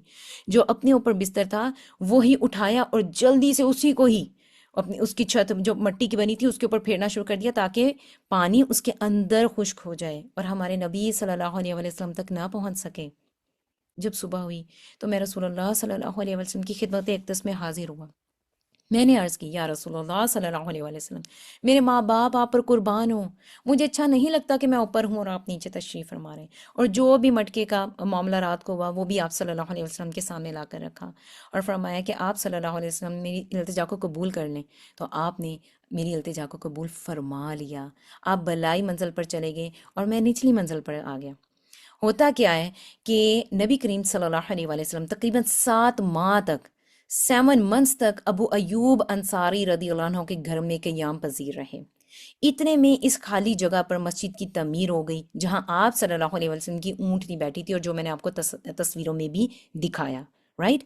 ہوتا کیا ہے کہ آپ صلی اللہ علیہ وآلہ وسلم کے لیے وہ سارے ٹینٹس بنائے گئے جہاں پر وہ رہائش پذیر ہوئے، اور پھر جہاں پر آہستہ آہستہ ان کی ازواج بھی آتی گئیں، رائٹ۔ اور اس طرح سے آپ صلی اللہ علیہ وسلم نے بھی ان سے بے حد پیار کیا وہ ایوب انصاری کے ساتھ، اور ہمیشہ ان کے گھر کو اپنے گھر جیسا ہی سمجھا۔ ٹھیک ہے، آپ کو سب کو آواز آ رہی ہے میری؟ اچھا، جب آپ لوگوں کو آواز آ نہیں رہی ہوتی تو دوبارہ سے ریکنیکٹ کیا کریں، کیونکہ ماشاءاللہ باقی سب لوگوں کو آواز آ رہی ہوتی ہے، ٹھیک ہے، تو ایسے بار بار کلاس پہ جو وہ ڈسٹریکٹ ہوتی ہے۔ اچھا، ہوتا کیا ہے کہ ہم دیکھتے ہیں آگے کہ آپ صلی اللہ علیہ وآلہ وسلم نے ان کے گھر میں 7 ماہ گزارے مہمان بن کر، تو یہ ایک بہت بڑا شرف تھا، رائٹ۔ تو اب ابو ایوب کی ایک سخاوت کا واقعہ ہمارے سامنے آتا ہے، اور یہ بہت ہی خوبصورت واقعہ ہے، بہت پیارا واقعہ ہے۔ میں آپ کو ہمیشہ یہ کہتی ہوتی کہ یہ تھوڑی سی دیر ہے، چند لمحے ہیں، مکمل خاموشی سے توجہ کے ساتھ سنیں اس کو، ٹھیک ہے، تاکہ آپ اس چیز کو محسوس کر سکیں۔ ہوتا کیا ہے کہ کچھ روایات میں آتا ہے کہ آ, آ, آپ صلی اللہ علیہ وآلہ وسلم کے پاس حضرت ابو بکر صدیق رضی اللہ عنہ کو ایک دفعہ بہت زیادہ بھوک لگتی ہے اور گھر میں کچھ کھانے کو نہیں ہوتا، اور آپ صلی اللہ علیہ وسلم کے پاس آ جاتے ہیں کہ شاید کچھ کھانے کو ان سے مل سکے۔ دیکھتے ہیں تو حضرت ابو بکر صدیق آتے ہیں، تو تھوڑی دیر بعد حضرت عمر رضی اللہ عنہ بھی آ جاتے ہیں۔ حضرت عمر رضی اللہ عنہ کو بھی اپنے گھر میں کچھ کھانے کو نہیں ملتا، ان کو بھی بھوک ستاتی ہے، وہ بھی آ جاتے ہیں۔ ان کو کیا معلوم ہوتا ہے کہ جن کے پاس ہم آئے ہیں اس وقت وہ خود بھی بھوکے ہیں، اور وہ کون ہیں؟ میرے اور آپ کے نبی کریم صلی اللہ علیہ وآلہ وسلم۔ حدیث میں آتا ہے جب تک میں تمہیں تمہارے مال، جان، اولاد، ماں باپ سب سے زیادہ عزیز نہیں ہو جاتا، ایمان مکمل نہیں ہوتا۔ تو ہمارا سب کچھ ہمارے نبی صلی اللہ علیہ وآلہ وسلم پر قربان ہو، اور یہ صرف قربان کہنا ہی نہیں ہے، یہ کرنا ہے۔ اور سب سے پہلے آج کا جو مسلمان ہے، میں تو کہتی ہوں اپنی خواہشات کو قربان کر دو اپنے نبی کے احکامات پر۔ بڑا مشکل کام ہے ہمارے لیے اپنی خواہشات کو قربان کرنا۔ اگر ہم ایک دوسرے کو کوئی حکم سناتے ہیں نا کہ آپ صلی اللہ علیہ وسلم نے تو یہ فرمایا ہمیں ایسا کرنا چاہیے، تو ہم بھلا کیا کہتے ہیں؟ فوراً دلیل مانگتے ہیں، کہاں لکھا ہوا ہے ذرا ہمیں بتاؤ؟ اور یہ دلیل ہم بہت بڑے بڑے معزز اساتذہ، ٹیچرز وغیرہ سے بھی مانگ لیتے ہیں، رائٹ۔ ہم احساس ہی نہیں کرتے ہم بات کس سے اور کیا کر رہے ہیں۔ بہت اچھی بات ہے، آپ کو ضرور دلیل مانگنی چاہیے، لیکن اگر آپ کو حکم مل گیا ہے اور آپ اتنی ہی دلیل چاہتے ہیں تو خود کتابیں کیوں نہیں کھولتے ہیں؟ اب پکی پکائی کھیر کیوں چاہتے ہیں؟ ایک حکم بھی آپ تک پہنچ گیا، اور جو حکم بتا رہے ہیں وہ دلیل بھی آپ کو بتا دیں، ٹھیک ہے، اور یہ کہہ کہ آپ دوسروں تک بتا دیں۔ آپ کو تو خود کتابیں کھولنے کا موقع ہی نہیں ملا، آپ تو خود کتابیں کھولنا چاہتے نہیں، تو آپ جو آپ صلی اللہ علیہ وسلم کے لیے دلیل مانگ رہے تھے، آپ کی محبت کہاں پر ہے؟ ہم خود کتابیں کیوں نہیں کھولتے ہیں؟ ہم خود کیوں نہیں پڑھنے کی کوشش کرتے ہیں؟ خیر، تو اس وقت جو جس سنیریو کو میں اور آپ سب دیکھ رہے ہیں، آپ صلی اللہ علیہ وآلہ وسلم بھی بہت بھوکے تھے اس وقت۔ اور کون بھوکے تھے؟ جن کو میرے نبی جن کو اللہ سبحانہ و تعالیٰ نے معراج پر اپنا مہمان بنایا، رائٹ، اللہ سبحانہ و تعالیٰ نے میزبانی کی، تو وہ اس وقت بھوکے ہیں۔ ہمیں تھوڑی سی بھوک ہوتی ہے نا، ہم سے برداشت نہیں ہوتا معاملہ، ماں باپ کے پیچھے پڑ جاتے ہیں، اور وہ ماں باپ بھی اس چیز کو اتنا کو لاڈ پیار اور اتنا پیمپرنگ کا نام دے دیتے ہیں کہ اب پتہ نہیں کہ بچے کی عادتوں کو ہم کتنا خراب کر رہے ہیں۔ ہم تو اس کو صبر کرنا سکھا ہی نہیں رہے ہیں۔ میرے نبی صلی اللہ علیہ وسلم تو یہاں پر اللہ کے سامنے ضد نہیں کر رہے کہ یا اللہ میرے لیے منو سلوا اتار، میں تیرے لیے اتنی تکلیفیں برداشت کر رہا ہوں، میں اور میرے صحابہ اتنے بھوکے بیٹھے ہوئے ہیں، تو یا اللہ ہمارے لیے منو سلوا اتار تو۔ آپ صلی اللہ علیہ وسلم تو ایسی ڈیمانڈس نہیں کر رہے ہیں، صحابہ تو ایسی ڈیمانڈس نہیں کر رہے ہیں۔ وہ چپ کر کے سب کچھ کیسے سہ رہے ہیں؟ کیوں سہ رہے ہیں؟ ہم لوگوں کو آگے سبق سکھانے کے لیے، اور ہم لوگ کیا کہہ کے اس بات کو ختم کر دیتے ہیں، وہ تو نبی تھے، چلیں ٹھیک ہے آپ صلی اللہ علیہ وسلم کا تو ایک الگ مقام تھا، وہ تو صحابہ تھے، ہم تو نہیں اتنا کر سکتے۔ اچھا، اگر ہم اتنا نہیں کر سکتے تو یہ مثالیں ہمارے سامنے کیوں لائی گئی تھیں؟ اور پھر ان کی زندگیوں کو ہم تک محفوظ کیوں رکھا گیا؟ اتنی محنتیں کیوں کی گئی تھیں اگر ہم نے ان سے سبق ہی نہیں سیکھنا تھا تو؟ خیر، ہم آگے چلتے ہیں، دیکھتے ہیں آپ صلی اللہ علیہ وسلم پوچھتے ہیں کہ تمہیں کس چیز نے گھروں سے نکالا اس وقت؟ تو انہوں نے کہا یا رسول اللہ صلی اللہ علیہ وسلم، بھوک لگی ہوئی ہے، گھر میں کچھ نہیں تھا۔ اس ذات کی قسم، آپ صلی اللہ علیہ وسلم نے فرمایا، اس ذات کی قسم جس کے ہاتھ میں میری جان ہے، یہ جو روایت آپ کے سامنے آ رہی ہے، اس میں آپ صلی اللہ علیہ وسلم گھر سے باہر نکلے ہوئے تھے، تو اس میں آپ صلی اللہ علیہ وسلم نے فرمایا جس چیز نے تمہیں نکالا اسی چیز نے مجھے بھی نکالا۔ سبحان اللہ، تو چلو میرے ساتھ۔ پھر وہ تینوں ایک انصاری صحابی کے گھر پہنچتے ہیں، لیکن وہ گھر پر موجود نہ تھے۔ ان کی بیوی نے نبی کریم صلی اللہ علیہ وسلم کو دیکھا تو کہا خوش آمدید، مرحبا یا رسول اللہ صلی اللہ علیہ وسلم۔ آپ صلی اللہ علیہ وسلم نے پوچھا تمہارا شوہر کہاں ہے؟ تو انہوں نے کہا پانی لینے کے لیے گیا ہے۔ جو وہ انصاری صحابی واپس آتے ہیں اور نبی کریم صلی اللہ علیہ وسلم اور ان کے دونوں ساتھیوں کو دیکھتے ہیں تو خوشی سے جھوم اٹھتے ہیں، بولتے ہیں واہ سبحان اللہ، اللہ کا شکر ہے، آج میرے گھر میں سب سے زیادہ معزز مہمان آئے ہیں، کسی کے گھر میں اتنے معزز مہمان نہیں آئے ہوں گے۔ پھر کیا ہوتا ہے، پھر وہ کچھ پکے ہوئے کھجوریں اور کچھ خشک کھجوریں، کچھ تازہ کھجوریں دھو کر جلدی جلدی لاتے ہیں اور کہا کہ ان میں سے آپ ان کو کھائیں، رائٹ، تناول فرمائیں۔ پھر وہ چھری لے کر ایک بکری ذبح کرنے لگتے ہیں، تو آپ صلی اللہ علیہ وسلم نے فرمایا دھیان سے ابو ایوب، دھیان سے، لائک کوئی دودھ دینے والا جانور نہ ذبح کر لینا۔ تو پھر انہوں نے ایک دمبا ذبح کیا، کھانا تیار کیا، اور پھر سب نے اسے خوب سیر ہو کر کھایا، خوب جی بھر کر کھایا، پانی پیا، پیٹ بھر لیا۔ اس دوران ایک اور روایت میں آتا ہے کہ آپ صلی اللہ علیہ وسلم فرماتے ہیں کہ اس میں سے گوشت کا ایک ٹکڑا حضرت فاطمہ اور حضرت عائشہ کا بھی نام آتا ہے کہ ان میں سے آپ نہ دے آؤ، کیونکہ انہوں نے بھی اتنے دنوں سے روٹی اور کھانا نہیں کھایا ہے، تو ان تک بھی کھانا پہنچایا جاتا ہے۔ جب یہ سارا کھانا کھا لیا جاتا ہے تو آپ صلی اللہ علیہ وآلہ وسلم حضرت ابو بکر صدیق رضی اللہ عنہ، حضرت عمر رضی اللہ عنہ سے فرماتے ہیں اس ذات کی قسم جس کے ہاتھ میں میری جان ہے، قیامت کے دن تم سے اس نعمت کے بارے میں سوال کیا جائے گا۔ بھوک تمہیں گھر سے لے کر آئی تھی اور اب تم اس حال میں واپس جا رہے ہو کہ یہ نعمتیں تمہیں میسر آ گئیں۔ اس حدیث پر انشاءاللہ ریفلیکشن ٹائم میں ہم مزید دیکھیں گے کہ اس میں ہمارے لیے سیکھنے کے لیے کیا کیا چیزیں ہیں۔ آگے ہم دیکھتے ہیں کہ واقعہ افک ہوتا ہے۔ واقعہ افک جب ہوا تھا تو وہ حضرت عائشہ رضی اللہ عنہ پر جب تھوڑی دیر کے لیے ایک الزام لگایا گیا تھا اور یہ منافقین کی ایک سازش تھی، لیکن اللہ سبحانہ وتعالیٰ نے حضرت عائشہ رضی اللہ عنہ جو میری اور آپ کی ماں ہے، ہماری جان بھی قربان ان پر، کہ ان کے لیے پھر آیات ان کے حق میں اتار دی گئی تھیں، رائٹ۔ تو اس دوران جب یہ سارے واقعہ ہو رہا تھا تو کچھ صحابہ کا بھی نام آتا ہے، صحابیات کا بھی آتا ہے، جن میں سے انشاءاللہ ہم آگے آنے والے لیکچرز میں پڑھیں گے کہ وہ بھی منافقین کی باتوں میں آ گئے تھے کہ شاید ایسا ہو گیا ہے نعوذ باللہ۔ لیکن اس دوران حضرت ابو ایوب انصاری رضی اللہ عنہ کا رد عمل کیا تھا، ہم اس کو دیکھتے ہیں۔ تو یہ آیات، یہ جو آیت سورہ نور کی میں آپ کے سامنے لائی ہوں، آیت نمبر 12، مفسرین کا کہنا ہے کہ یہ آیت ابو ایوب انصاری رضی اللہ عنہ کے رد عمل پر ہی اتری تھی کہ جب تم نے وہ بات سنی تھی تو مومن مردوں اور عورتوں نے کیوں اپنے دلوں میں نیک گمان نہ کیا اور کیوں نہ کہا کہ یہ تو کھلا بہتان ہے۔ تو جو یہ تو کھلا بہتان ہے، یہ کہنے والے ابو ایوب انصاری رضی اللہ عنہ تھے، رائٹ۔ تو یہ پھر آیت نازل ہوئی تھی کہ باقی سب نے بھی کیوں ایسا نہ کہا۔ تو اس کو ہم دیکھتے ہیں کہ ہم ابو ایوب خالد بن زید الانصاری رضی اللہ عنہ سے ان کی بیوی صاحبہ جو تھی ایوب انصاری رضی اللہ عنہ نے کہا کہ کیا آپ نے بھی وہ سنا ہے جو المومنین عائشہ رضی اللہ عنہ کی نسبت کہا جا رہا ہے؟ کیونکہ جو بھی ہماری کمیونٹی میں کوئی بات کامن ہو جاتی نا تو میاں بیوی ضرور ایک دوسرے سے اظہار کرتے ہیں اس چیز کا، اور زیادہ بیویاں ہی کانشیس ہوتی ہیں، رائٹ۔ انہوں نے بھی کہا کہ آپ نے سنی ہے بات، جیسے ہر کوئی کہہ رہا تھا کہ سنو تمہیں پتہ ہے یہ بات ہوئی ہے، سنو تمہیں پتہ ہے یہ بات ہوئی ہے، ایسے ہی انہوں نے ابو ایوب سے کہا کہ سنیں آپ نے سنی ہے وہ بات جو عائشہ رضی اللہ عنہ کے بارے میں کی جا رہی ہے؟ تو ابو ایوب انصاری رضی اللہ عنہ نے فرمایا ہاں، اور یہ یقیناً جھوٹ ہے۔ ایوب تم ہی بتاؤ کیا تم کبھی ایسا کر سکتی ہو؟ تو انہوں نے کہا نعوذ باللہ، ناممکن، میں تو کبھی بھی نہیں ایسا کر سکتی۔ تو پھر ابو ایوب انصاری رضی اللہ عنہ نے فرمایا پس سیدہ عائشہ رضی اللہ عنہا تو تم سے کہیں زیادہ افضل اور بہترین ہیں، رائٹ۔ تو انہوں نے اس وقت حضرت عائشہ رضی اللہ عنہا کے بارے میں گواہی دی اور اپنی جو اپنی بیوی کو کہا کہ تم جو ہے نا اتنی نہیں، لیکن حضرت عائشہ رضی اللہ عنہ تم سے کہیں زیادہ بہتر اور افضل ہے، رائٹ۔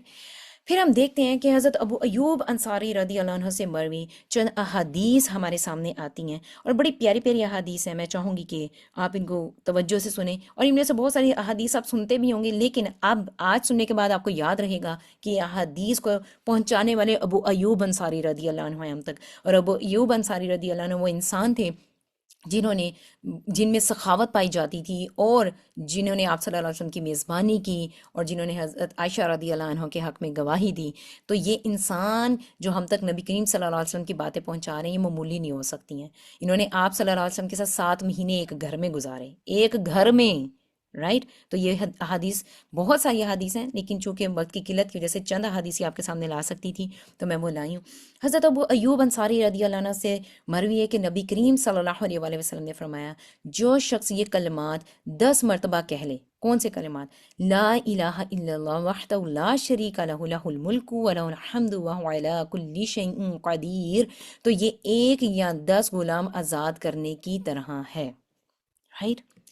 پھر دوسری حدیث ہمارے سامنے آتی ہے. حضرت ابو ایوب انصاری رضی اللہ عنہ روایت کرتے ہیں کہ جب رسول اللہ صلی اللہ علیہ وآلہ وسلم کے پاس کھانا لایا جاتا تو آپ اس میں سے کھاتے. یعنی کہ جب آپ صلی اللہ علیہ وسلم ان کے ہاں 7 مہینے ٹھہرے تھے نا، تو جب بھی کوئی ان کے پاس کھانا لے کر آتا تھا، آپ صلی اللہ علیہ وسلم جب اس میں سے کھاتے تھے، جو باقی بچا ہوا ہوتا تھا نا، ہمیشہ ابو ایوب انصاری کو پہنچاتے تھے ان کے کمرے میں، چاہے ان کے پاس کتنے بھی صحابی بیٹھے ہوتے تھے. لیکن آپ صلی اللہ علیہ وسلم کا بچا ہوا کھانا، سبحان اللہ، ہمیں جسے پیار ہوتا ہے نا، ہم اس کا جھوٹا کھانا بڑا پسند کرتے ہیں. جیسے مجھے اپنے والد کا جھوٹا کھانا بڑا پسند ہوتا تھا، بلکہ میں تو اکثر ضد کر کے بھی ان سے لیا کرتی تھی، رائٹ. تو اکثر بچوں کو آپ کا جھوٹا کھانا بڑا پسند ہوتا ہے، یا جس سے آپ کو پیار ہوتا ہے. دیکھیں آپ صلی اللہ علیہ وسلم اپنا بچا ہوا کھانا کس کو دے رہے ہیں؟ ہمیشہ ابو ایوب انصاری رضی اللہ عنہ. ان کو یہ شرف مل رہا ہے، وہ کھا رہے ہیں آپ صلی اللہ علیہ وسلم کا باقی بچا ہوا کھانا. تو وہ فرما رہے ہیں کہ ایک دن آپ نے جو کھانا میرے لیے بھیجا نا، اس میں سے آپ صلی اللہ علیہ وسلم نے کچھ بھی نہیں کھایا ہوا تھا. کیوں؟ کیونکہ اس کے اندر گارلک تھا، رائٹ، لہسن تھا اس کے اندر. تو میں نے عرض کیا، یا رسول اللہ، کیا لہسن حرام ہے؟ یعنی کہ جو گارلک ہے کیا وہ حرام ہے؟ آپ صلی اللہ علیہ وآلہ وسلم نے فرمایا، نہیں، لیکن مجھے اس کی بو ناپسند ہے. تو ابو ایوب کہتے ہیں کہ تو میں نے عرض کیا، پھر مجھے بھی وہ چیز ناپسند ہے جو آپ کو ناپسند ہے. تو میری پیاری بہنوں، ایک اور روایت میں آتا ہے کہ پھر آپ صلی اللہ علیہ وسلم نے ان کو جواب دیا کہ ابو ایوب، مسکراتے ہوئے کہا تھا کہ ابو ایوب، جو میرے پاس آتے ہیں نا، وہ تمہارے پاس نہیں آتے ہیں. کون؟ کون جو آپ صلی اللہ علیہ وسلم کے پاس آتے تھے اور ابو ایوب کے پاس نہیں آتے تھے؟ وہ کون تھے؟ حضرت جبرائیل علیہ السلام.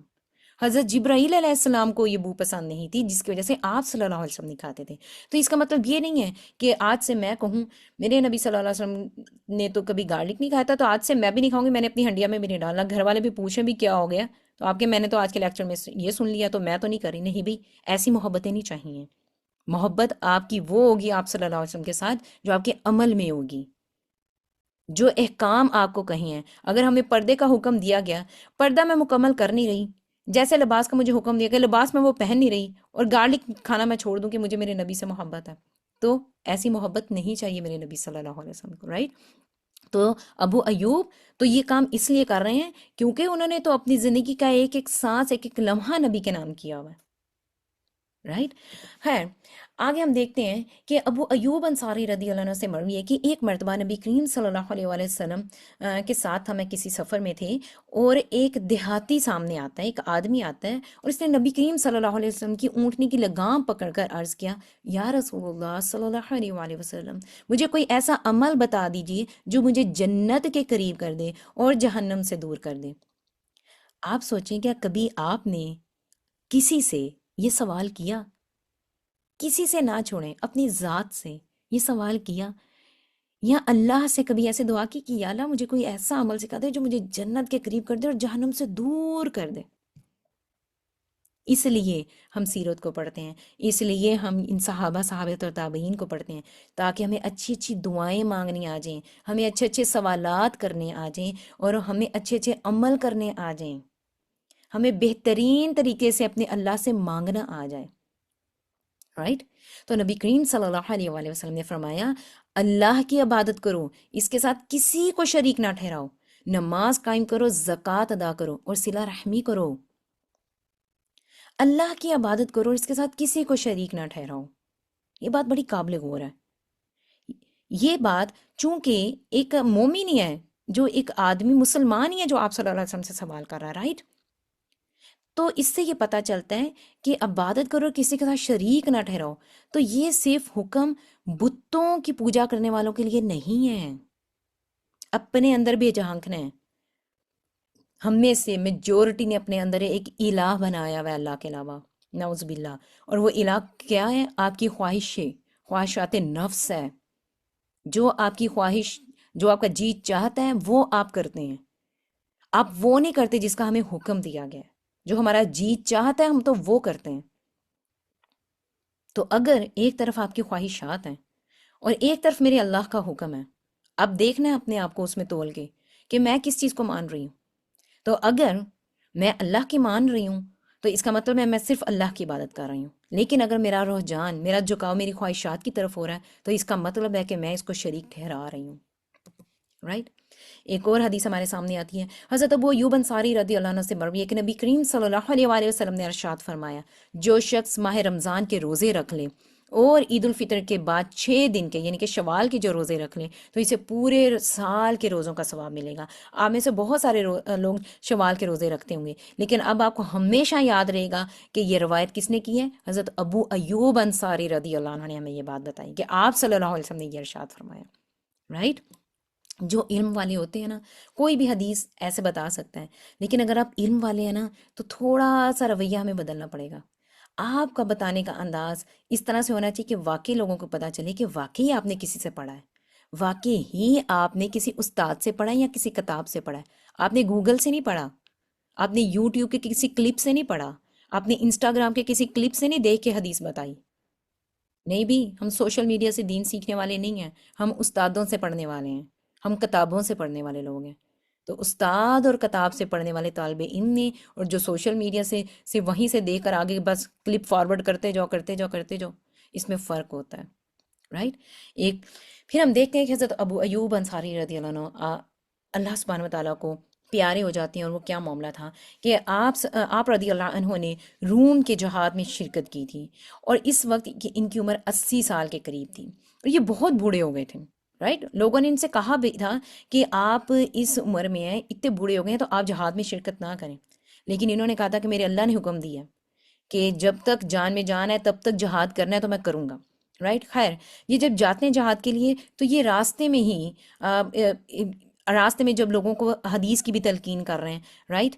کہ یہاں پر فرمایا کہ جب میں مر جاؤں تو لوگوں کو میری طرف سے سلام کہنا، اور انہیں بتا دینا کہ میں نے نبی کریم صلی اللہ علیہ وسلم کو یہ فرماتے ہوئے سنا ہے کہ جو شخص اس حال میں مرے کہ اللہ کے ساتھ کسی کو شریک نہ ٹھہراتا تو اللہ اسے جنت میں داخل کر دے گا، رائٹ؟ یعنی کہ اس کنڈیشن میں جو بہت بیمار ہے اس میں بھی حدیث کو روایت کر رہے ہیں ساتھ ساتھ، ٹھیک ہے؟ اب ہوتا کیا ہے کہ یہ راستے میں ہی ان کی ڈیتھ بھی ہو جاتی ہے، اللہ کو پیارے ہو جاتے ہیں، جہاد ابھی کر نہیں پاتے ہیں، رائٹ؟ لیکن لوگ ان کو لے کر چلتے رہے، اور جب انہوں نے روم فتح کر لیا اور پھر وہاں پر ان کو دفنایا گیا تھا، ٹھیک ہے؟ تو انہوں نے غازی کا مقام پایا، اور آخری حد تک اللہ سبحانہ و تعالیٰ کا پیغام حدیث لوگوں تک پہنچاتے رہے، اور جہاد کے لیے اپنی زندگی کو اللہ کے لیے حاضر رکھا ہمیشہ، اور اللہ کو یہ پیارے ہو گئے۔ خیر، اللہ سبحانہ و تعالیٰ حضرت ابو ایوب انصاری رضی اللہ عنہ پر رحم کرے۔ آپ نے اللہ کی راہ میں غازی کا کردار ادا کرتے ہوئے جہاد فی سبیل اللہ کی خاطر تیز ترار گھوڑوں پر اس وقت بھی سواری کی جب آپ کی عمر 80 سال تھی، سبحان اللہ، انا للہ و انا الیہ راجعون۔ یہ بڑی پیاری ہستی جن کے بارے میں ہم نے آج پڑھا، مزید پڑھنا چاہتے ہیں آپ ان کتابوں سے استفادہ حاصل کر سکتے ہیں۔ ریفلیکشن ٹائم میں ہم دیکھتے ہیں سب سے اہم چیز جو ابو ایوب انصاری رضی اللہ عنہ کی جو مجھے کلک کرتی ہے، اور جو باقی تمام صحابہ تھے، وہ تیار ہیں اس چیز کے لیے کہ کسی بھی وقت آپ صلی اللہ علیہ وسلم کی اونٹنی روکے اور وہ ہمارے گھر میں آ جائیں۔ میری پیاری بہنوں، آپ مجھے سچے دل سے بتائیں، آج آپ دیکھتے ہیں کہ آپ کے گھر جہاں پر آپ رہ رہی ہیں اس وقت، آپ صلی اللہ علیہ وسلم باہر آئے ہیں اور دروازہ نوک ہوا، آپ کو پتہ چلا یا رسول اللہ صلی اللہ علیہ وسلم، آپ صلی اللہ علیہ وسلم میرے گھر میں آئے ہیں، آپ فوراً تیار ہیں ان کو اندر لانے کے لیے؟ بتائیں مجھے آپ کا جواب چاہیے ایکچولی، بولیں، آپ فوراً تیار ہیں ان کو اندر گھر میں لانے کے لیے؟ آپ اپنے گھر میں جب لائیں گے تو ہمارے گھر کیا اس طرح کے ہیں جو میرے نبی صلی اللہ علیہ وسلم کے حکم کے مطابق تھے؟ ہمیں تو سب سے پہلے اپنا لباس درست کرنا پڑے گا، اپنی دیواروں پر لگی ہوئی تصویروں کو ہٹانا پڑے گا، اپنے گھروں میں لگے ہوئے بڑے بڑے ٹی ویوں کو ہٹانا پڑے گا، اور پتہ نہیں کیا کچھ ہٹانا پڑے گا.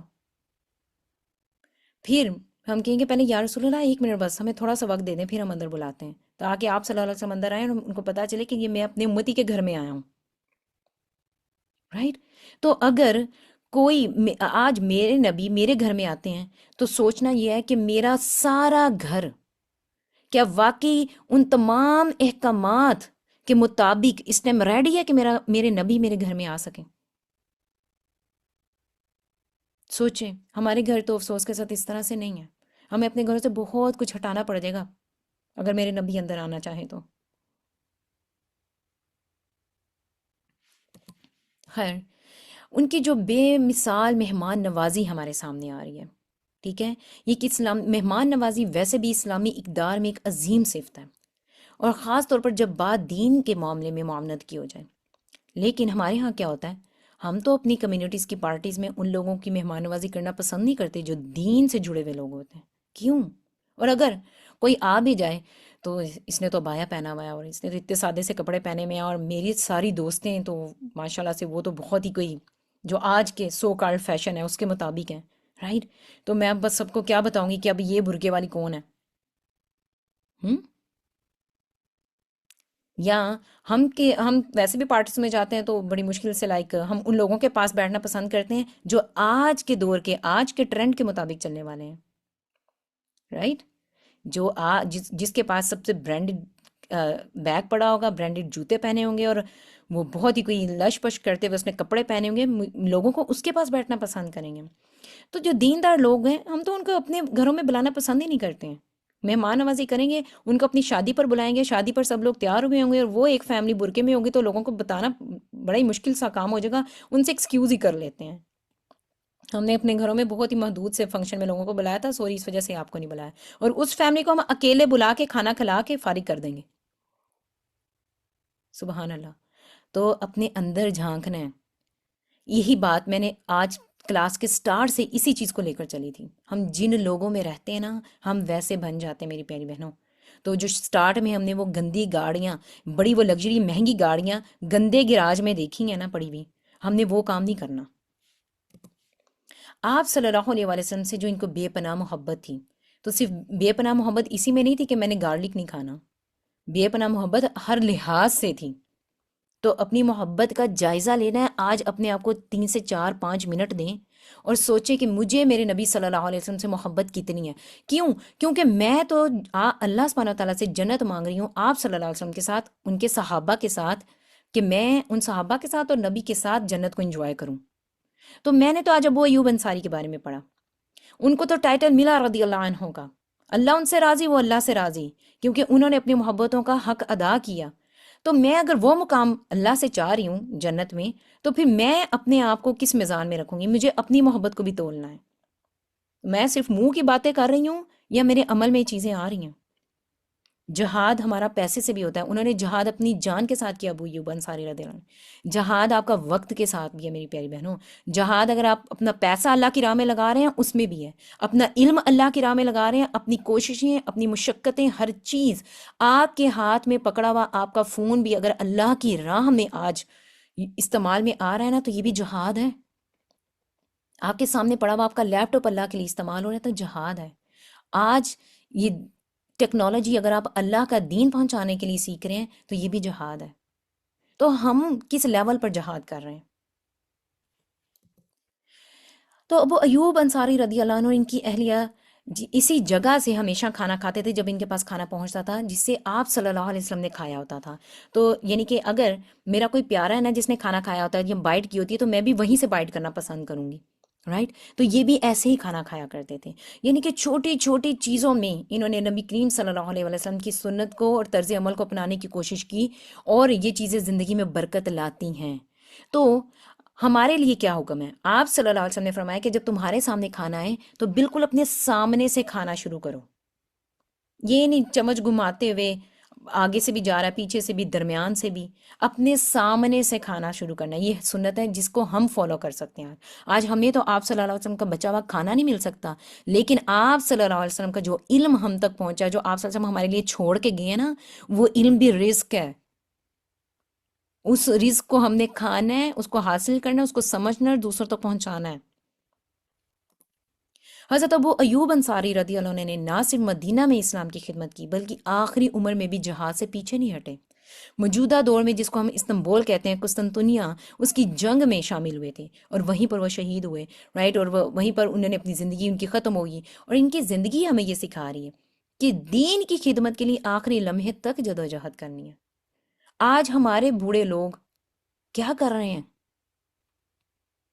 ہمارا کیا مشغلہ ہوتا ہے جب ہمیں کچھ نہیں ہوتا، ہماری ریٹائرمنٹ کی لائف چل رہی ہوتی ہے، جب ریٹائرڈ لوگ ہم دیکھتے ہیں وہ بس ایک جگہ پر بیٹھے ہوئے ہیں، چائے پی رہے ہیں، اخبار پڑھ رہے ہیں اور گپ لگ رہی ہے اور اپنی جوانی کے قصے سنائے جا رہے ہیں، اور کچھ نہیں تو جو بوڑھی خواتین ہیں ان سے، سوری ٹو سے، بہوؤں کے جو ہے نا وہ برائیاں سن لیں آپ، یا وہ اپنی زندگی میں اپنی ساسوں کی برائیاں سنا رہی ہوں گی۔ لائک کیا کیا چل رہا ہے ہماری زندگیوں میں؟ ہم کدھر کو جا رہے ہیں؟ ہم کیا کر رہے ہیں؟ اور آخرت، ہم بڑی بڑی ڈیمانڈز ہیں ہماری اللہ سے۔ تو میری پیاری بہنوں، یہ جو یہاں پر جیسے اس دنیا میں اگر گھر ہم نے لینا ہے نا، تو میری بات سنیں، اگر دنیا میں نے آج گھر لینا ہے یا اپنے بچوں کی آنے والی نسلوں کے لیے گھر چھوڑ کے جانا ہے نا، اس پہ میں دن رات محنتیں کر کے، اپنی پے بڑھا کے، دن رات ڈیوٹیز کر کے نا اس پہ پیسہ انویسٹ کروں گی۔ لیکن جنت میں گھر مجھے چاہیے تو بیسک بیسک چیزیں پوری ہو جائیں، جو بس 5 چیزیں نا، نماز، روزہ، زکوٰۃ، حج، بس اس پہ خلاص بات ختم، اس پہ مجھے جنت مل جائے۔ جنت کے لیے ایکسٹرا ایفرٹس کرنے کے لیے تو ہم بالکل تیار نہیں ہیں، اور دنیا کا گھر جو بالکل ٹمپریری ہے اس کے لیے ہم نے دن رات لگائی ہوئی ہے، اور جو پرماننٹ گھر چاہیے ہے اس کو صرف ہم بیسکس پہ حاصل کرنا چاہتے ہیں۔ اس میں ہم نے اپنا اپنا تجزیہ کرنا ہے، کہاں کھڑے ہیں ہم۔ تو جو حدیث ایک سامنے آئی جس میں وہ سوال کیا جا رہا ہے، اور وہ ایوب انصاری رضی اللہ عنہ ہم تک وہ بات پہنچا رہے ہیں، اس سے یہ سبق مل رہا ہے ہمیں کہ جب کوئی سوال کرے تو غور سے سنیں۔ جب اس آدمی نے سوال کیا نا کہ یا رسول اللہ صلی اللہ علیہ وآلہ وسلم، مجھے کوئی ایسا کام بتا دیں جو مجھے جنت کے قریب اور دوزخ سے دور کر دے، اس وقت سننے والے کون تھے پاس؟ ابو ایوب انصاری رضی اللہ عنہ۔ ابو ایوب انصاری اس وقت توجہ سے غور سے وہ بات نہ سنتے، آج ہم تک نہ پہنچتی۔ تو اس سے کیا سبق مل رہا ہے؟ بہترین لسنر بننا ہے دوسروں تک بات پہنچانے کے لیے۔ آج اگر آپ بہترین لسنر بن کے میری بات سنیں گے، اس کو سمجھیں گے، اس کو عمل میں لائیں گے، تو آپ دوسروں تک پہنچانے والے بنیں گے۔ اگر آپ بہترین لسنر نہیں نہ بنتے تو ہمارا بتانے کا انداز بھلا کیا ہوتا ہے؟ بہت پیاری بات کی سسٹر اکرام کی، listening is a half learning. تو اگر آپ پھر بتانے کا انداز لوگوں تک بھلا کیا ہوتا ہے؟ آج میں نے لیکچر لیا تو اس میں نا وہ ایک صحابی نے وہ یہ بات کہی تھی، یعنی کہ آدھے الفاظ ہم کھا جاتے ہیں، نہ نام یاد رہتے ہیں، نہ چیزیں یاد رہتی ہیں، نہ حوالے یاد رہتے ہیں۔ ایک اور بات جو ہمارے سامنے آتی ہے کہ نعمتوں کے بارے میں سوال کیا جائے گا۔ جب آپ صلی اللہ علیہ وسلم نے حضرت ابوبکر صدیق رضی اللہ عنہ، حضرت عمر رضی اللہ عنہ کے ساتھ ان کے گھر میں کھانا کھایا اور کہا اس رب کی قسم جس کے ہاتھ میں میری جان ہے، تم سے اس نعمتوں کے بارے میں سوال کیا جائے گا۔ میری پیاری بہنوں، آپ مجھے سچے دل سے آج بتائیں، جب ہم کسی کے گھر جاتے ہیں، کسی دعوت پر جاتے ہیں، پہلی بات تو یہ سب سے پہلا، جب ہم گھر واپس آتے ہیں نا تو لوگ ہم سے بلا، ہمارے گھر والے ہم سے سوال کیا، پہلا سوال کیا ہوتا ہے؟ یہ نہیں پوچھتے کہ خیریت سے چلے گئے تھے، خیریت سے آ گئے تھے، نہیں، پہلا سوال یہ ہوتا ہے ہم کسی کی شادی اٹینڈ کر کے آئیں، کسی کی so called birthdays attend کر کے آئیں، یا ہم کسی کی کوئی دعوت اٹینڈ کر کے، ہمارے گھر والوں کا سوال کیا ہوتا ہے، یا ہمارا ہمارے گھر والوں سے کیا سوال ہوتا ہے، وہاں پر کھانے میں کیا تھا؟ یہ سوال ہوتا ہے ہمارا کہ نہیں ہوتا؟ مجھے بتائیں آپ۔ ہماری زندگیاں نا کھانے کے ارد گرد گھوم رہی ہیں۔ اچھا، کھانے میں اگر کیا تھا، کھانے میں کتنی ڈشز تھیں؟ اگر پوچھیں کہ جو انہوں نے بنایا تھا بس وہی واپس رکھ دیا، ان کو تو مہمان نوازی نہیں آتی کرنی، رائٹ؟ اگر 5 سے 6 7 کھانے ہمارے دسترخوان پہ یا ہمارے ٹیبل پر نہ سجے ہوں تو ہم تو ایک اچھے میزبان نہیں بن سکتے ہیں۔ ہمیں تو کھانے بھی بہت زیادہ چاہیے اپنے۔ ہاں، اگر ہم کسی کے گھر جاتے ہیں اور کسی نے کوئی 7 8 کھانے نہیں رکھے، اس کا مطلب ہے اس نے ہمیں عزت ہی نہیں دی۔ ہماری عزت کا معیار بھی کھانے پر ہی ہے۔ لیکن کیا ہم نے کبھی یہ سوچا جو آپ صلی اللہ علیہ وسلم نے کہا کہ تم سے نعمتوں کے بارے میں پوچھا جائے گا؟ اچھا، پھر ہمارے ہاں یہ بہت کامن ہے کہ ہمارے ہاں اگر شام میں کسی کے گھر دعوت ہے نا، ہم سارا دن اپنے گھر میں کھانا نہیں پکاتے، جو کل کا پڑا ہوا ہے نا بس وہی تھوڑا بہت کھاتے ہیں، بچوں کو وہی کھلاتے ہیں، کیونکہ شام میں فلاں کے گھر دعوت ہے، ہم نے ادھر جا کے کھانا کھانا ہے۔ کیوں قیمت پوری کرنی ہے نا، ہم نے اس کے گھر جو گفٹ لے کر جانا ہے وہ اس کی قیمت بھی تو پوری کرنی ہے ہم نے۔ تو کیا ہم نے کبھی سوچا کہ ہم کسی کے گھر خالی پیٹ لے کر جا رہے ہیں، لیکن جب نکلیں وہاں سے تو 4 5 7 طرح کی نعمتوں سے پیٹ بھر کے نکلیں اس کے گھر سے۔ اللہ نے مجھ سے ان نعمتوں کے بارے میں سوال کرنا ہے، کیا میں نے اس بندی کو یا اس بندے کو جس نے مجھے اپنے گھر کھانے پر بلایا تھا، میں نے اس کا شکر ادا کیا؟ کیونکہ حدیث میں آتا ہے اگر تم بندے کا انسان کا شکر گزار نہیں ہو سکتا نا، تو انسان اللہ کا شکر گزار نہیں ہو سکتا۔ ٹھیک ہے آپ دوسرے سے شکریہ کے روادار نہیں ہیں، لیکن آپ کو اس کا شکریہ ادا کرنا چاہیے۔ اسلام ہمیں مینر سکھا رہا ہے۔ آپ سے ان نعمتوں کے بارے میں سوال کیا جائے گا، لیکن ہم تو بڑے ہی احسان فراموش ہیں۔ کوئی سوال ہم سے کوئی اوپر نیچے کر لے تو ہمیں تو بڑا ہی برا لگتا ہے، ہمیں لگتا ہے کہ اس نے ہم پہ احسان کیا تھا، اب ہم پہ احسان جتلا رہا ہے۔ ایسا کچھ نہیں ہوتا۔ اور اگر کسی نے ہمارے سامنے کھانا رکھ دیا تو ہمارے یہاں پر تو یہ کچھ نہیں آ رہا کہ وہاں پر کھانے کی میں کوئی نمک مرچ کی کمی بیشی کی بات کی جا رہی ہے، نہیں، کوئی نمک مرچ میں کمی بیشی کی بات نہیں کی جا رہی، یہاں پر یہ بات کی جا رہی ہے نعمتوں کے بارے میں سوال ہوگا۔ اور اگر ہمیں کوئی کھانے ہمارے سامنے رکھ بھی دے تو سارے کھانے بہت اچھے ہیں، اس میں بس نمک تھوڑا سا کم ہوتا نا تو زبردست ہوتا۔ بھئی آپ سے کسی نے پوچھا ہے کہ نمک زیادہ ہو یا کم ہو؟ اور آپ دوسرے کے کسی نے اتنی محنت کی آپ پر، اور آپ نے گھر میں جا کے اس کے نمک مرچ کو ڈسکس کر رہے ہیں، یا اس کے منہ کے اوپر نمک مرچ کو ڈسکس کیا جا رہا ہے۔ کیا رویے ہیں ہمارے؟ تو اپنے رویوں کو بہتر کرنا ہے، اپنے اخلاق کو بہتر کرنا ہے، کیونکہ میرے نبی صلی اللہ علیہ وسلم تو بہترین اخلاق کا نمونہ ہے ہمارے سامنے۔ اگر آپ صلی اللہ علیہ وسلم سے پیار ہے نا تو یقین کریں بہترین اخلاق والے بن جائیں۔ میں کہتی ہوتی ہوں کہ جب یہ حدیث آتی ہے نا کہ اس کا ایمان پورا ہو گیا جو بہترین اخلاق والا ہے، تو میں یہ کہتی ہوتی ہوں کہ یہ اخلاق والے تو جنت لوٹ کے لے گئے۔ جن کا اخلاق بہترین ہے نا انہوں نے جنت لوٹ لی۔ تو اپنے اخلاق کو بہتر کر لیں اگر آپ جنت لوٹنا چاہتے ہیں تو۔ جہاں مرضی بہترین گھر بنائیں گے آپ، جہاں آپ چاہیں گے وہاں گھر ملے گا آپ کو، اگر آپ کا اخلاق بہترین ہے تو۔ وفات سے پہلے تک حدیث پہنچانے والے ہیں، تو مرتے دم بھی انسان وہی کام کرتا ہے، مرتے وقت بھی، جو وہ ساری زندگی کرتا رہتا ہے۔ اگر ساری زندگی اپنے پیسے کی ٹینشن ہی رہی ہے، اپنے گھر کی ٹینشن رہی ہے نا، تو مرتے وقت بھی وہ وہی باتیں کرتا ہے، اور بیچارے رشتہ دار کہہ رہے ہوتے ہیں بار بار کلمہ پڑھ لو کلمہ پڑھ لو، لیکن منہ سے کلمہ نہیں نکل رہا ہوتا۔ کیوں؟ کیونکہ وہ کلمے کی پریکٹس نہیں رہی ساری زندگی۔ ساری زندگی تو دنیا کے کاموں کی پریکٹس رہی ہے، مرتے وقت کلمہ کیسے نکلے گا؟ تو ساری زندگی ہم جو کام کرتے رہتے ہیں نا، مرتے وقت بھی ہم وہی کر رہے ہوتے ہیں، اور وہ والا کام آپ کی ساری زندگی پر بھاری ہوتا ہے۔ تو اللہ سبحانہ وتعالیٰ ان ساری باتوں کو ہمارے عمل میں لے آئے، اور ہمیں آج صلی اللہ علیہ وسلم کے ساتھ محبت کو آج ایسا خالص کر دے کہ ہمارے عمل میں وہ محبت آ جائے۔ اور اگر کوئی ہمیں اس محبت میں پاگل کہہ رہا ہے، بے وقوف کہہ رہا ہے، مجنون کہہ رہا ہے، تو کوئی بات نہیں، آپ صلی اللہ علیہ وسلم کی محبت میں اگر آج انسان ایک عام انسان سے محبت کرتا ہے اور وہ مجنون کہلانے میں، عاشق کہلانے میں اور پاگل کہلانے میں بڑا فخر محسوس کرتا ہے، تو ہم اللہ اور نبی صلی اللہ علیہ وسلم سے محبت کرنے میں ہم پاگل اگر کہلوا رہے ہیں تو وائی نوٹ، ہمیں اس پہ فخر ہے، کوئی بات نہیں۔ تو اللہ آج اس لیکچر کے بعد ہماری محبتیں ہماری نبی صلی اللہ علیہ وسلم کے ساتھ اتنی خالص کر دے کہ ہمیں کوئی دنیا کی پرواہ نہ رہے، ہمیں کسی چیز کی، ہم دنیا سے اور لوگوں کے رویوں سے بے نیاز ہو جائیں، ہم ایسے حدیث، قرآن اور حدیث کے احکامات کو ہم ایسے فالو کرنے والے بن جائیں کہ ہمیں کسی کی پرواہ نہ رہے کون ہمارے بارے میں کیا کہہ رہا ہے، نہیں، صرف اور صرف اللہ کا چہرہ پانے کے لیے اور نبی صلی اللہ علیہ وسلم کی رفاقت پانے کے لیے جنت میں، بس اس کے علاوہ ہمیں اور کچھ نہیں چاہیے۔ تو اللہ سبحانہ وتعالیٰ آپ سب کا یہاں پر آنا قبول و منظور فرما لے۔ اس علم کی برکتیں آپ کی زندگیوں میں، آپ کے اہل و عیال کی زندگیوں میں، آنے والی نسلوں تک پہنچا دیں۔ اللہ سبحانہ وتعالیٰ مجھ سے، آپ سے اور ہماری آنے والی نسلوں سے دین کی خدمت لیتا رہے۔ ہماری ساری مشقتیں، ہماری ساری زندگی، ہمارا ایک ایک سانس، ایک ایک لمحہ، ہمارا پیسہ، ہمارا سب کچھ، ہمارا علم، ہر چیز دین کے لیے اللہ قربان کر دے، ہم سے دین کی خدمت کے لیے ہمیں چن لے، ہماری نسلوں کو چن لے، آمین اللہم آمین۔ اور اللہ سبحانہ وتعالیٰ ہمیں ریاکاری سے بچانے والوں میں، ریاکاری سے بچائے، اور جو خالص اللہ کے لیے کرنے والے کام ہیں ان میں شامل کر دے، آمین اللہم آمین۔ سبحانک اللہم و بحمدک لا الہ الا انت استغفرک و اتوب الیک۔